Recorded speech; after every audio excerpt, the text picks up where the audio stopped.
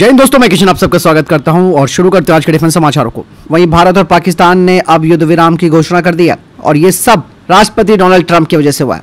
अब ऐसे में दोस्तों, सांप को आधा मारकर छोड़ना कितना सही है आप बताइएगा, क्योंकि दोस्तों ये कोई निष्कर्ष नहीं है। पिछले 4 दशकों से पाकिस्तान हमारे यहाँ आतंकियों को भेज रहा है। ऑपरेशन सिंदूर से वो नहीं सुधरेगा, इसका एक प्रॉपर इलाज करना चाहिए था। साथ ही साथ यहाँ पर भारत के प्राइवेट सेक्टर की इंडस्ट्रीज और जो भारतीय डिफेंस कंपनी है उनके लिए अच्छा मौका था कि अपने हथियारों को बैटल प्रूवन करना।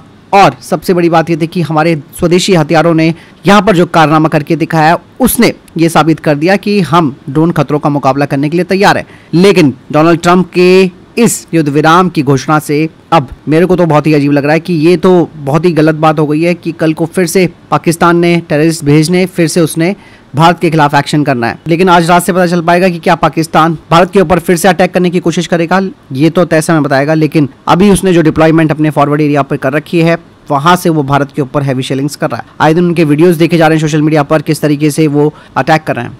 वही है दोस्तों, कुत्ते की दुम जो है वो कभी सीधी नहीं होती है। लेकिन दोस्तों यहाँ पर मैं इतना कहना चाहूँगा कि अगर इसने फिर से हमारे मिलिट्री इंस्टॉलेशन को टारगेट किया, इसके बाद जो परिणाम होगा उसके लिए अमेरिका को भी तैयार रहना पड़ेगा। दोस्तों सीज फायर हो गया है, लेकिन उसके बाद भी उधमपुर एयरफोर्स स्टेशन के पास पाकिस्तान ने एक बड़ा हमला किया। इसके साथ ही नौशेरा सेक्टर में भी गोलाबारी जारी की गई है। एलओसी के पास फिर से ड्रोन देखे जा रहे हैं और युद्ध विराम की घोषणा के कुछ घंटों के बाद ही ये सारी चीजें फिर से पाकिस्तान कर रहा है। ये पाकिस्तानी दोस्तों नहीं सुधरने वाले हैं। सीज फायर वॉल्यूशन को आप केवल किताबों में लिख दीजिए, लेकिन इनके ऊपर आप ताबड़तोड़ हमला कर दीजिए। इन्होंने डिप्लॉयमेंट कर रखी थी, इन्होंने कुछ करना था और ये इन्होंने किया है। अभी सीज फायर के बाद भी अभी भी ब्लास्ट हुआ है एक जंगल में और आग लग गई है जंगल में। सीज फायर के बाद भी अभी पाकिस्तान नहीं मान रहा। अभी भी देखो, ये आवाज़ देखो, इतनी ज़ोर ज़ोर से ब्लास्ट हो रहे हैं जंगल में। यहाँ पर दोस्तों भारतीय नौसेना ने भले ही डायरेक्टली कोई एक्शन नहीं किया, लेकिन भारतीय नौसेना ने चुपचाप से अपना मेन काम कर दिया, जिससे कि पाकिस्तान बैकफुट पर भी आया। दरअसल दोस्तों पाकिस्तान के लिए एक ऑयल टैंकर आ रहा था और इस ऑयल टैंकर को भारतीय नौसेना ने रोक दिया, क्योंकि ये जो ऑयल टैंकर था वो पाकिस्तानी एयरफोर्स के लिए जा रहा था। मतलब साफ है कि भारत ने इसे चुपचाप तरीके से इसके रास्ते को रोक दिया और भारत ने अपने एक्सक्लूसिव इकोनॉमिक जोन का फायदा उठाया, जहां पर अपनी डिप्लॉयमेंट भारतीय नौसेना ने ज्यादा कर रखी है। ये जो जहाज है दोस्तों वो 9 नॉट 89 डिग्री पर है, जो कि रुका हुआ है। ऐसे में पाकिस्तानियों को भी ये लग रहा था कि यार ये हमारी लैंड एसेट्स को तो लगातार फोड़ रहे हैं और अब इन्होंने हमारे फाइटर जेट्स पर भी रोक लगा दी है। वहीं दूसरी तरफ बलूच लिबरेशन आर्मी ने एक बड़ा स्टेटमेंट दिया। उन्होंने पाकिस्तान की 39 लोकेशंस पर बड़े अटैक किए हैं और जिसके बाद उन्होंने इनके पुलिस स्टेशन, मेजर हाईवेज और पाकिस्तानी आर्मी को निशाना बनाया। यही नहीं, बलूच लिबरेशन आर्मी के जो मेन हेड है उन्होंने करीबन 5 ट्रक्स पर आग लगाई है, जो कि सिपैक के तहत वहां से जा रहे थे। और ये अब तक का दोस्तों बलूच लिबरेशन आर्मी का सबसे बड़ा अटैक माना जा रहा है, जिसमें कि एक साथ 39 लोकेशंस पर अटैक किया गया।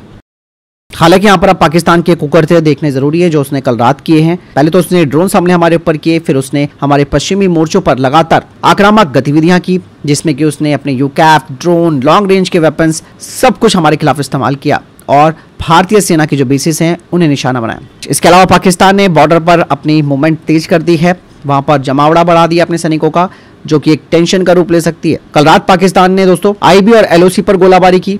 श्रीनगर से लेकर नालिया तक 26 से अधिक स्थानों पर उसने हवाई हमले किए, जिसमें कि उसने फाइटर जेट्स का भी इस्तेमाल किया और फिर इसने हमारे एयरफोर्स स्टेशंस को निशाना बनाया, जिसमें कि उधमपुर, पठानकोट, आदमपुर और भुज बठिंडा शामिल है। और टारगेट साफ था कि भारतीय सैनिकों को हताहत करना। इसमें भारत का बहुत ही मिनिमम कोलैटरल डैमेज हुआ है, जबकि पाकिस्तान को भारत ने मुंहतोड़ जवाब दिया है और पाकिस्तान के मिलिट्री बेस पर भारत ने एयर लॉन्च प्रिसीजन स्ट्राइक की है। इसके अलावा भारतीय वायुसेना के फाइटर जेट्स ने भी बड़ा जवाब दिया है पाकिस्तान को, इनके रडार को खत्म किया है और इनके सियालकोट के एयरफोर्स बेस को भी काफी डैमेज किया गया है। इसके अलावा भारत ने पाकिस्तानी एयरफोर्स के 2 से 3 फाइटर जेट मार गिराए हैं। वहीं दोस्तों भारतीय सेना ने नियंत्रण रेखा पर पाकिस्तानी सेना और आतंकवादी लॉन्च पैडों को नष्ट करने का फुटेज जारी किया है, जिसमें देखा जा सकता है कि मोटार, तोपखाने, आरपीजी, एटीजीएम आदि का इस्तेमाल करते हुए दिखाया गया है। इसके अलावा सेना और बीएसएफ ने सीमा पर कई पाकिस्तानी सेना की चौकियों को भी खत्म कर दिया। S-400 को लेकर दोस्तों पाकिस्तान ने बड़ा बयान दिया है कि उनके JF-17 फाइटर जेट ने भारत के S-400 को मार गिराया, जबकि ये खबर फर्जी है। जैसे कि मैंने आपको बताया भी था कि भैया जब S-400 के आगे अमेरिका का F-35 नहीं टिकता, तो इनका JF-17 और J-10C की क्या औकात है। इसलिए दोस्तों पाकिस्तान लगातार भारत के खिलाफ एक प्रोपोगेंडा वॉर चला रहा है, जो कि अपनी सोशल साइटों के जरिए वो गलत तरीके की सूचनाएं प्रसारित कर रहा है। इवन हमारे पास भी घूम फिर करके कई खबरें ऐसी आती है जो कि हमें भी चौंका देती है, तब पता चलता है कि यार ये सारी खबरें फेक है। यानी कि भारतीय लोगों का माइंड मेकअप करने के लिए वो अलग अलग तरीके की खबरें फैला रहा है। पाकिस्तान ने दावा किया था कि आदमपुर में S-400 के बेस को उन्होंने नष्ट कर दिया है। मतलब साफ था कि वो अंतर्राष्ट्रीय समुदाय को गुमराह करने की कोशिश कर रहा है, जैसे कि उसने राफेल के मामले में किया है। और आप लोग ये भटिंडा भटिंडा बार बार बोल रहे हो, इसके बारे में भी ऑफिशियल स्टेटमेंट आ जाएगा, तब आपको पता चलेगी कि हकीकत क्या थी और क्या पाकिस्तान बोल रहा था और क्या आप लोगों को समझ में आ रहा था।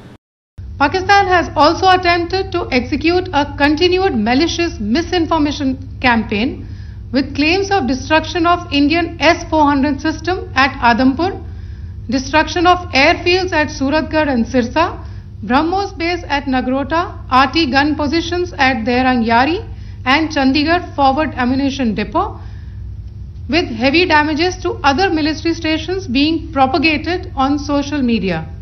India unequivocally rejects these false narratives being spread by Pakistan. यहाँ पर भारत ने एक बड़ा फैसला भी कर लिया है कि भविष्य में किसी भी आतंकवादी कार्रवाई को भारत के खिलाफ युद्ध की कार्रवाई माना जाएगा, यानी कि एक्ट ऑफ वार माना जाएगा और उसी के अनुसार जवाब भी दिया जाएगा। दोस्तों, पाकिस्तान के ही अंदर तुर्की के जो बाइकर YIHA-3 लॉइटरिंग म्यूनिशन है उसके मलबे मिले हैं और इसके म्यूनिशंस को तुर्की और पाकिस्तान दोनों साथ में मिलकर बनाते हैं। इसका पहला इस्तेमाल यूक्रेन में किया गया था और ये लोग इस ड्रोन को भारत का समझ रहे हैं और इसको पीट रहे हैं। दोस्तों, पाकिस्तानी एयरफोर्स के स्टेशनों को उड़ाने के लिए भारत ने ब्रह्मोस मिसाइल का इस्तेमाल किया।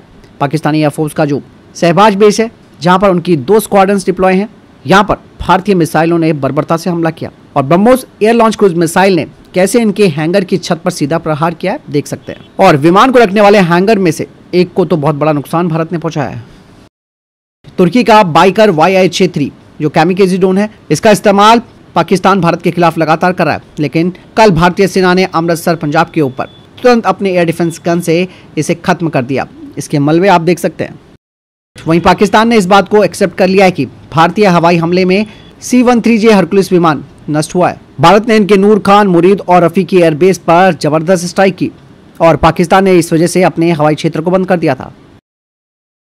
भारतीय वायुसेना ने ऑपरेशन सिंदूर के दौरान DRDO के द्वारा तैयार किया गया नेत्र मार्क 1A टेस्ट बेड का इस्तेमाल किया पाकिस्तानियों के खिलाफ, जो कि एक एडवांस अवाक सिस्टम है। एमरेर ERJ-145 पर आधारित नेत्र मार्क 1 है और इसमें 240 डिग्री कवरेज करने वाला एक स्वदेशी ISR रडार है, जिसने की जबरदस्त परफॉर्मेंस दी। जबरदस्त इसने इंटेलिजेंस, सर्विलेंस और रिकॉनेसेंस प्रदान किया, कमांड एंड कंट्रोल क्षमताओं को हमारी बढ़ाया और ये बात दर्शाती है कि भारत ने अपने स्वदेशी सिस्टम्स का इस्तेमाल मेन बैटलफील्ड में किया, जो कि हमारे इन स्वदेशी सिस्टम को बैटल प्रूवन करती है। दोस्तों, पाकिस्तान ने भारत के खिलाफ, जैसे कि मैंने कहा भी कि उसने हैवी शेलिंग करी थी और बैलिस्टिक मिसाइलों का इस्तेमाल किया था, जिसमें कि उसने अपनी फतह 1 मिसाइल को भारत के खिलाफ इस्तेमाल किया, लेकिन भारत ने बराक 8 MR SAM से इसे खत्म कर दिया। 140 किलोमीटर रेंज वाली फतह 1 का लक्ष्य भारतीय क्षेत्र को लक्षित करना था, लेकिन बीच हवा में ही इसे खत्म कर दिया गया, जिससे कि कोई हानि और क्षति नहीं हुई है। दोस्तों, भारत ने एक बहुत ही मजबूत multi layered air defence grid तैयार किया है, जिसमें कि MR SAM, बराक 8, आकाश SAM शामिल है। पंजाब के जालंधर के गांव के पास पाइथन 5 सीकर हेड का मलबा मिला है, जो बताता है कि भारत ने युद्ध में इस मिसाइल सिस्टम का इस्तेमाल किया है। पाइथन 5, जो कि भारत की स्पाइडर एयर डिफेंस सिस्टम का हिस्सा है, इसे पाकिस्तानी ड्रोन्स को बेअसर करने के लिए डिप्लॉय किया गया था और ये जो मलबा मिला है उससे इस बात की पुष्टि होती है कि ये अपने लक्ष्य से टकराने के बाद गिर गई। इजराइल के द्वारा खरीदा गया स्पाइडर सिस्टम भारत के multi layer air defence grid का एक महत्वपूर्ण कंपोनेंट है। ये पाइथन 5 और डर्बी मिसाइलों का इस्तेमाल करता है। 8 से 10 किलोमीटर रेंज वाली पाइथन 5 एक इंफ्रारेड सीकर और एडवांस इलेक्ट्रो ऑप्टिकल इमेजिंग से लैस है, जो कि इसे ड्रोन और अनमैन्ड एरियल व्हीकल के खिलाफ बहुत अधिक प्रभावी बनाती है। कहा जा रहा है कि पाइथन 5 की ही डिप्लॉयमेंट के जरिए पाकिस्तानी ड्रोन को मारा गया, जो कि भारतीय मिलिट्री और नागरिक क्षेत्रों को निशाना बना रहा था। वही दोस्तों, कुछ खबरें ये आ रही है कि भारत ने ऑपरेशन सिंदूर के हिस्से के रूप में अपनी मिसाइलों से रावलपिंडी के नूर खान एयरबेस पर कम से कम 2 पाकिस्तानी वायुसेना के IL-78 मिड एयर रिफिलिंग टैंकरों को खत्म कर दिया। इस्लामाबाद से 10 किलोमीटर दूर नूर खान एक मेन पाकिस्तानी एयरफोर्स का लॉजिस्टिक हब है, जिसमें कि नंबर 10 MRTT स्क्वाड्रन के 4 IL-78 टैंकर और 6 साब अवाक्स विमान है। अब दोस्तों, इन टैंकरों के खत्म होने से जो इनके पास JF-17 और F-16 है, वो अब लॉन्ग रेंज के मिशन नहीं कर पाएंगे। तभी तो दोस्तों पाकिस्तान बैकफुट पर आया और संघर्ष विराम के लिए वो गिड़गिड़ाया अमेरिका के आगे और फिर अब ये संघर्ष विराम हो गया। वहीं दोस्तों, इंटरनेशनल मॉनेटरी फंड, जो कि अब मुझे एक चोर संस्था लगती है और एक दोगली संस्था लगती है, उसने पाकिस्तान के लिए $1 बिलियन के लोन की मंजूरी दे दी है। हालांकि भारत ने दोस्तों इस लोन का विरोध किया था और IMF वोट से परहेज किया और चेतावनी भी दी कि पाकिस्तान के खराब ट्रैक रिकॉर्ड और किस तरीके से वो मिलिट्री हस्तक्षेप कर रहा है उसका हवाला देते हुए भारत ने कहा कि इस पैसे का ये गलत इस्तेमाल करेंगे और आतंकवाद को और ज्यादा बढ़ाएंगे। तो फिलहाल इतने अभी तक के टॉप डिफेंस अपडेट। वीडियो के सामने कोई प्रश्न जवाब है, आपको कोई सवाल है कमेंट सेक्शन में लिखकर जरूर पूछ सकते हैं। वीडियो को लाइक और शेयर जरूर कीजिएगा। जय हिंद, वंदे मातरम।